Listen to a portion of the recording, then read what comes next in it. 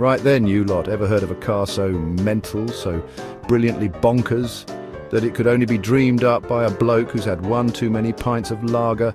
No, this isn't some cobbled-together Reliant Robin with a jet engine strapped to the roof. This, my friends, is the Ambassador Defender Ford. We're talking about taking the classic Hindustan Ambassador, that plucky Indian saloon, and giving it a heart transplant. Out goes the old engine, and in goes a beastly Ford power plant. But we're not stopping there, oh no. We're ripping out the Ambassador's interior and replacing it with the luxurious go-anywhere comfort of a Land Rover Defender. Madness? Possibly. Brilliant? You bet your bottom dollar it is. First, let's talk about the Ambassador. This thing is a legend on Indian roads, built like a tank and about as spacious inside. It's been ferrying families and dignitaries around for decades.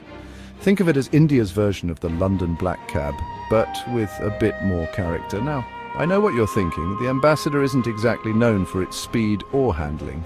And you're right, it isn't, but that's part of its charm. It's a car that makes you slow down, relax, and enjoy the ride. Next up, we've got the Land Rover Defender. This iconic off-roader needs no introduction. It's as tough as a brick and about as luxurious as a London gentleman's club. The Defender's interior is all about rugged practicality combined with unexpected comfort. Imagine sinking into those plush leather seats after a hard day's work.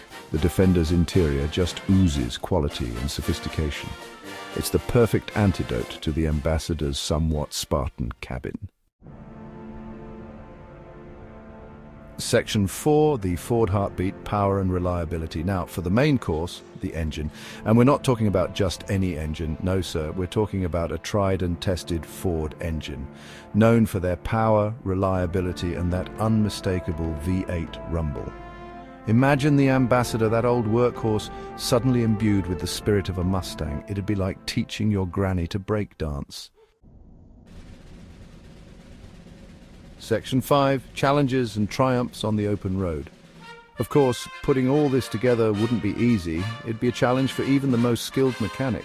You'd need someone who knows their way around a wrench and isn't afraid of a bit of welding. But imagine the satisfaction of seeing this beast come to life. The look on people's faces as you cruise past in this unique automotive Frankenstein. It'd be priceless.